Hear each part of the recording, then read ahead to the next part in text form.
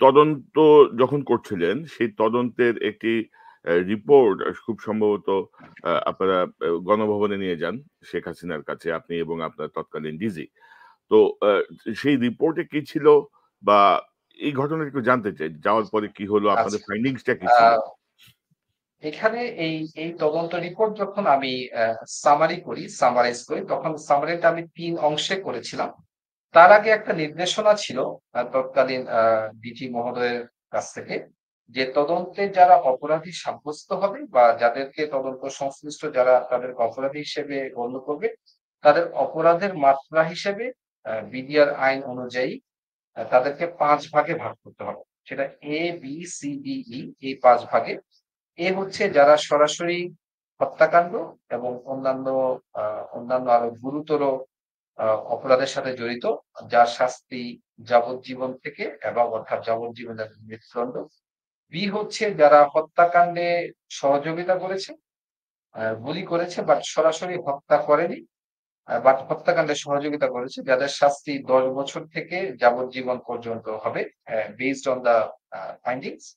C হচ্ছে যে যাদের শাস্তি ১ থেকে ১০ বছরের ভিতরে, অর্থাৎ আপনি বিভিন্ন সময় গুলি করেছে অফিসারদেরকে বা সেখানে বিভিন্ন লুটতরাজ করেছে বা অফিসারদেরকে লাশ গুম করা বা অন্যান্য যেসব নারকীয় কর্মকাণ্ড আছে সেগুলোতে যারা প্রত্যক্ষভাবে ইনভলভ ছিল তারা। ডি হচ্ছে গিয়ে যারা নরমাল কমান্ড ভায়োলেশন করেছে, যে যাদের শাস্তি শুধুমাত্র প্রাতিষ্ঠানিক কোন একটা ওয়ার্নিং থেকে শুরু করে সর্বোচ্চ চাকরিচ্যুতি। এবং ই হচ্ছে যাদের কোনো সম্পৃক্ততা পাওয়া যায়। এরকম একটা নির্দেশনা আমার কাছে তখন দেওয়া হয়েছিল। যখন এই নির্দেশনাটা দেওয়া হয়েছিল তখন আমার কাছে একটা প্রশ্ন ছিল যে বিডিআর এ অভ্যন্তর বিডিআর সৈনিক এবং অন্যান্য কর্মকর্তা কর্মচারী ব্যতীত যেসব রাজনৈতিক এবং বিডিআর এর বাইরে যারা অরাজনৈতিক ব্যক্তিবর্গের নাম তথ্য প্রমাণে এসেছে, তাদের ব্যাপারে সিদ্ধান্তটা আমি তখন জানতে চেয়েছিলাম। এর ভিতরে একটি কথা বলে রাখি যে সুস্পষ্ট সেই তদন্ততে বেশ কিছু ব্যক্তিবর্গের নাম সুস্পষ্টভাবে এসেছিল। সেখানে আমি আপনাকে যদি একদম তারিখ এবং সময়সহ বলতে চাই, সেখানে আমি বলতে হবে যে ব্যারিস্টার ফজলুল তাপসের কথা, যে যার বাসাতে একাধিকবার বিডিআর সৈনিকরা মিটিং করেছিল। জনাব নানক সাহেব, উনার বাসা উনি ব্যারিস্টার তাপস সাহেবের সাথে কোরাবালির বাসায় ২২ তারিখে সন্ধ্যা ৭:৩০ থেকে রাত ১০টা পর্যন্ত উনি মিটিং করেছিলেন এবং ফাইনালি তারা বিডিআর এর সেই তাদেরকে গ্রিন সিগন্যাল দিয়েছিলেন যে ২-৩ জন অফিসারকে যদি মেরে ফেলা হয় সেটা দেখা হবে। এর বাইরে নাম এসেছিল শেখ ফজলুল করিম সেলিম, যে বিডিআর এর তৎকালীন ডিএডি যিনি ছিলেন হাবিব। উনি স্বীকারোক্তিমূলক জবানবন্দিতে যে উনার বাসাতে বনানীর বাসাতে শেখ ফজলুল করিম সেলিমের বাসাতে একাধিকবার এই এই হত্যাকাণ্ড চালানোর জন্য পরিকল্পনা এবং মিটিং সংঘটিত হয়েছিল। এছাড়াও আমরা সেই সময় বেশ কিছু তথ্য প্রমাণে দেখতে পাই যে তৎকালীন শিল্পমন্ত্রী দিলীপ বড়ুয়া সেদিন ২৫ তারিখে সকাল ৬:৩০টার সময় উনি বিডিআর এর অভ্যন্তরে গিয়েছিলেন এবং উনি ৭:৪৮টার সময় বিডিআর থেকে বের হয়ে যান। ঠিক কি কারণে উনি ১ ঘন্টার উপরে সেই সময় উনি অবস্থান করেছিলেন সেটা আজ পর্যন্ত অজানা। কারণ উনাকে জিজ্ঞাসাবাদ করা বা উনাকে কখনোই এই বিষয়ে আইনের আওতায় নেওয়া হয়নি।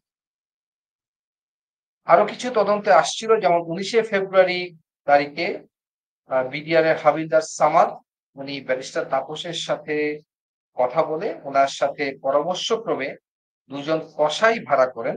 সেই কসাই ২ জনের নাম হচ্ছে কসাই হারুন এবং কসাই মজিবুর, এবং তাদেরকে হাবিলদার সামাদ ১০,০০০ পরিশোধ করে, যাতে যেসব হত্যাকাণ্ড সংঘটিত হবে সেই জুয়েল ভাই আলামত নষ্ট করা এবং লাশকে জুয়েল ভাই বিকৃত আপনার করার জন্য। এই জায়গাটা আপনার একটু অডিও ভেঙে গেছে। কত টাকার বিষয়টা একটু একটু একটু যাবে একটু রিপিট করেন যদি। আ হাবিলদার সামাদ ১০,০০০ টাকা পরিশোধ করেছিল কসাই হারুন এবং কসাই মজিবুরকে, এবং হাবিলদার সামাদ তার স্বীকারোক্তিতে বলেছিল যে এই ঘটনাটা সে ব্যারিস্টার তাপসের পরামর্শক্রমে ১৯শে ফেব্রুয়ারি তারিখে এই দুজনকে সে ভাড়া করে, যাতে যাদেরকে হত্যা করা হবে তাদের লাশ যাতে চেনা না যায়, বিকৃত করা এবং নৃশংসভাবে হত্যা করে আলামত নষ্ট করার জন্য এই দুজন কসাইকে ভাড়া করে। এছাড়া তাদের ২৩ এবং ২৪ তারিখে তাদের যে অপারেশন প্ল্যান ছিল এবং সেখানে ডিজিএফআই এর ২ জন সৈনিকের নাম পাওয়া যায়। আমি আ ভবিষ্যৎ তদন্তের খাতিরে আমি এই ২ জনের নাম বলতে চাচ্ছি না। যে যারা ২৫ তারিখে পিলখানার গেটে ডিউটি করে এবং তাদের সাথে ২৩ এবং ২৪ তারিখে যোগাযোগ করা হয়। এবং এছাড়া আরেকজন সৈনিকের নাম পাওয়া যায়। তার নাম হচ্ছে গিয়ে সিপাহী তারেক। এবং সেই সৈনিকও ব্যারিস্টার তাপস এবং জনাব জাহাঙ্গীর কবির নায়কের সাথে একাধিক কল রেকর্ড পাওয়া যায়।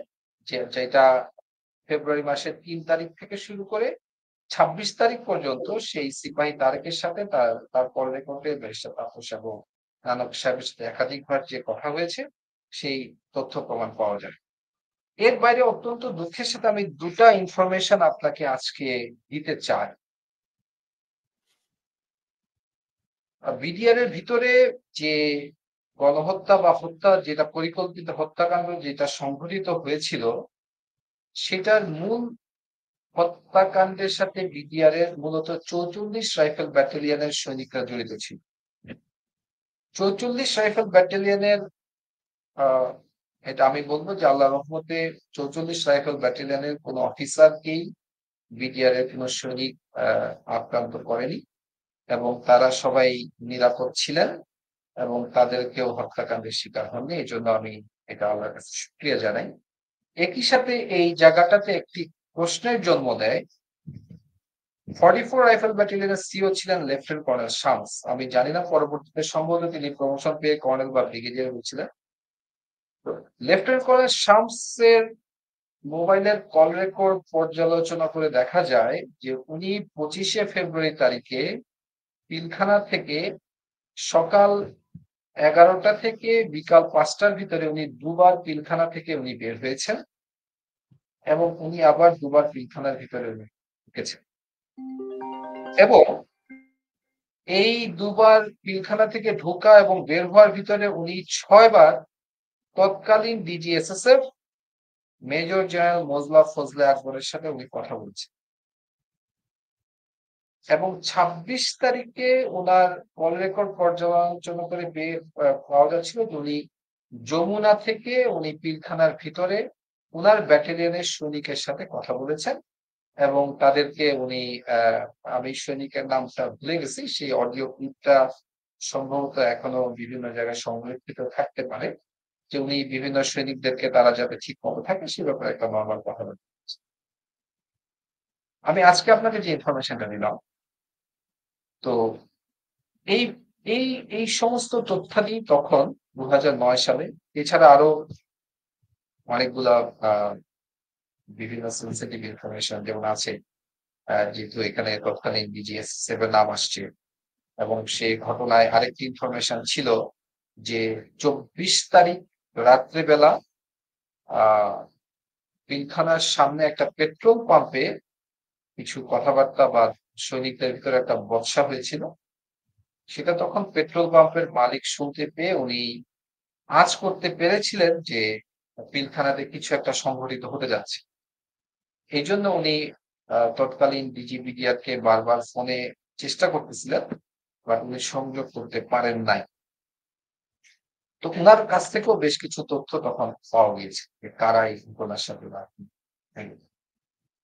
এর বাইরে আপনারা জানেন যে বিএনপির সাবেক এমপি জনাব নাসিরুদ্দিন পিন্টু উনাকেও এই মামলাতে অ্যারেস্ট করা হয়েছিল। আমি অত্যন্ত দায়িত্বের সাথে বলতে চাই যে আমার তদন্তে আমি যতটুকু তদন্ত রিপোর্ট আমি দেখেছি বিভিন্ন সংস্থার কাছ থেকে তথ্য প্রমাণ সহ তার এই বিডিআর এর ঘটনার সাথে তার কোনো সংশ্লিষ্টতা ছিল না। বরঞ্চ সে এলাকায় যে আওয়ামী লীগের যিনি নেতা ছিলেন তোরাব আলী সম্ভবত নাম, সে এবং হাজী সেলিমের একটা সমন্বয়ে বিডিআর এর সৈনিকদেরকে খেয়াঘাট থেকে পার করে দেওয়া রাত্রেবেলা এই কাজটাতে তারা একটি দিক সহযোগিতা করেছে। আমার কাছে মনে হয়েছে যে নাসিরুদ্দিন পিন্টু সাহেবকে রাজনৈতিক কারণে বা তার নির্বাচনী এলাকা সম্পর্ক ছিল সেজন্য এটাতে জড়ানো হয়েছিল। এত প্রসঙ্গ এই প্রাসঙ্গিক কথাগুলো এই জন্য বললাম।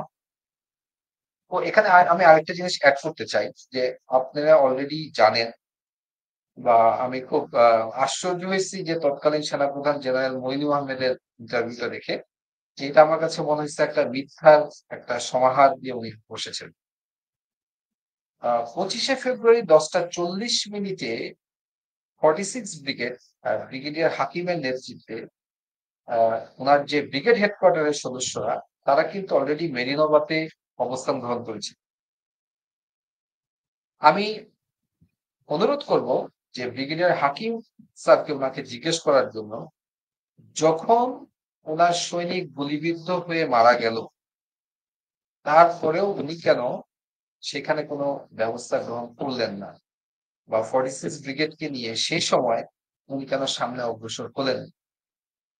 কে উনাকে ফোনে বারবার নির্দেশনা প্রদান করতেছিল যাতে সেনাবাহিনী কোনো অবস্থাতে সামনে না এগোয়? এবং সেই সময় আসল কমান্ড কার কাছে ছিল এটা আমি বিশ্বাস করি উনাকে যদি জিজ্ঞাসা করেন এবং উনি যদি সত্য বলেন তাহলে আসল সত্যটা বের হয়ে আসবে। যদিও আমাদের কাছে বেশ কিছু তথ্য প্রমাণ আছে, কিন্তু আমি চাই যে যার সাথে ওনার ফোনে কথোপকথন হচ্ছিল এবং তৎকালীন সে সময়ে বারবার যার কাছ থেকে উনি ইনস্ট্রাকশন পাচ্ছিলেন, কারণ 10টা 40 মিনিটের পরে যখন সেনাবাহিনী সেখানে অবস্থান নেয় তখনও অধিকাংশ আর্মি অফিসার জীবিত অবস্থায় আছে। আর্মি অফিসারদেরকে মূল হত্যাকাণ্ডটা শুরু হয় 11:30টার পরে, যখন বিডিআর এর সেই বিদ্রোহীরা নিশ্চিত হয়ে যায় যে এখানে কোনো সেনাবাহিনী বা র্যাবের তরফ থেকে অপারেশন হবে না। অর্থাৎ তাদেরকে একটা নিশ্চয়তা প্রদান করা হয়েছিল যে সেনাবাহিনী অথবা র্যাবের সদস্যবৃন্দ তার ভিতরে প্রবেশ করবে না, তোমরা এখানে যা খুশি তাই তোমাদের কার্যক্রম চালিয়ে যাও। এবং আপনি এর আগেও দেখেছেন আপনার অনুষ্ঠানে বিভিন্ন র্যাবের অফিসাররা এসেছেন, তারা কিন্তু একই কথা বলেছেন যে they were ready to get coincide, এবং সে সময় বিডিআর এর সেই বিদ্রোহীরা সেই অবস্থাতে ছিল না, তারা এমনকি সে অস্ত্রশস্ত্র সহ সেইভাবে সুসজ্জিত ছিল না, তারা অনেকটা অগোছালো ছিল এবং কি হচ্ছে না হচ্ছে এ সম্পর্কে বিডিআর এর অধিকাংশ সৈনিকের সেই সময় কোনো ধরনের কোনো ধারণা ছিল না। কারণ 10টা 40 বা 11টা 11:15 পর্যন্ত আমরা তখন বিভিন্ন অফিসারের কণ্ঠস্বর ফোনে আমরা শুনতে পেয়েছি, জানতে পেরেছি এবং তারা আমাদের কাছে বিভিন্নভাবে সাহায্য চাচ্ছিলেন যাতে আমরা ভিতরে প্রবেশ করি। আমি আপনার অনুষ্ঠানের মাধ্যমে এখানে পরিষ্কারভাবে ব্রিগেডিয়ার হাকিম স্যারকে আমি একটা জিনিস জিজ্ঞেস করতে চাই, কেন উনার সৈনিক যখন একটা ফায়ার রিকোয়েস্ট করে উনার সৈনিকের গলায় গুলিবিদ্ধ হলো, তারপরও কি কারণে উনি সেনাবাহিনীকে উনার ইউনিটকে উনার ব্রিগেডকে নিয়ে উনি অগ্রসর হলেন না? আর্মি মিলিটারি অফিসে মিলিটারি ট্রেনিং এ আমি একটা কথা প্রথমে বলছি যে স্পিরিট, মিলিটারি স্পিরিট, আমাদের যে মিলিটারিতে যে স্পিরিট আছে, যুদ্ধক্ষেত্রে আমার সৈনিক যদি গুলি খায় আমি তাকে বাঁচাতে এগিয়ে যাব। আমার সৈনিক যদি বিপদে পড়ে আমি গুলি করতে করতে তাকে আমি যাতে সেই বিপদ থেকে তাকে যাতে আমি আমার লাইফ রিস্ক নিয়ে আমি যাতে আমি তাকে উদ্ধার করতে পারি সেই ব্যবস্থা করব। আমি যদি যুদ্ধক্ষেত্রে বিপদে পড়ে যাই আমার সৈনিক আমাকে উদ্ধার করবে। দ্যাট ইজ দ্য মিলিটারি, এবং এটাই মিলিটারি ট্রেনিং এর মূল এসওপি। তো সেই এসওপি উনি কেন ফলো করলেন না, কার নির্দেশ উনি ফলো করলেন না, আমার মনে হয় সেই উত্তরটা ওনার আজকে জাতির সামনে দেওয়া উচিত। আতাউল এক্ষেত্রে হাকিম অনেক সাহেব, আপনি কি প্রশ্ন বের সন্দেহ হয়ে করেন, আসবে। আপনি কি সন্দেহ করেন যে আতাউল হাকিম সাহেব কানেক্টেড উইথ হাসিনা? আহ উনি কানেক্টেড নাকি উনার আশেপাশে কিছু লোকজন কানেক্টেড ছিল, সেটা হচ্ছে গিয়ে প্রশ্ন। সুবাইর ভাই, আমরা আমরা কারণ আসলে ধরেন আমরা আসলে গত 15 বছর এই বিষয়টা নিয়ে কথা বলতে পারি নাই, এবং আমার মনে হয় যে এখন আপনি কোনো রকমের কারোর প্রতি অনুরাগ দেখানোরও সুযোগ নাই, বিরাগ দেখানোরও সুযোগ নাই। আমরা রিয়েল একটা স্টোরি চাই। আপনি স্ট্রেট তাদের নাম বলেন, তাদের সম্পর্কে আমরা জানতে চাই, এবং আমরা চাই যে বর্তমানে সেনাবাহিনীতে যারা আছে তারাও তাদের সম্পর্কে জানুক, যে এত বড় বড় পদক, মানে পদক ঝুলায় র্যাঙ্ক ব্যাচ পরে যারা ঘুরে বেড়াচ্ছে তাদের ভেতরের চেহারাটা আসলে কি, how dangerous they are, how criminal they are, এটা জানতে হবে ভাই। এটা সত্যই কথা ভাই, কিছু করার নাই, বাস্তবতা। আহ, আসলে কনক ভাই আপনি ঠিক বলেছেন, এবং আপনি এটা জানেন যে আমি সবার আগে এই বিষয়ে সরাসরি একদম নাম ধরে আমি কথা বলছি। আমি আসলে ব্যক্তিগতভাবে আমার কাছে যে ফার্স্ট হ্যান্ড যে প্রমাণগুলো নাই বা যাদের বিরুদ্ধে আমার একদম সুনির্দিষ্ট তথ্য চাচ্ছি না, ওকে, কারণ এটা আমি একটু বেনিফিট অফ ডাউট আছে, কিন্তু ওকে, যাদের বিরুদ্ধে সুনির্দিষ্ট তথ্য প্রমাণ আমার কাছে আছে, আমি এখন পর্যন্ত তাদের নামই আমি উল্লেখ করেছি, যাতে আমি যদি প্রয়োজন হয় আমি সেই তথ্য প্রমাণ আমি দিতে পারব। ওকে।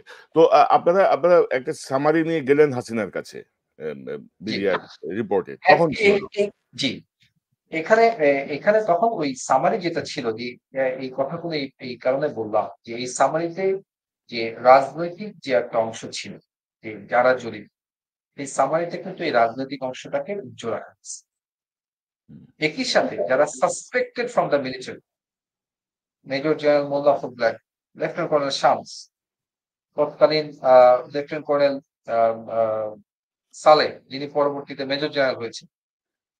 তৎকালীন লেফটেন্যান্ট কর্নেল মামুন খালেদ, যিনি পরবর্তীতে সম্ভবত লেফটেন্যান্ট জেনারেল হয়েছেন।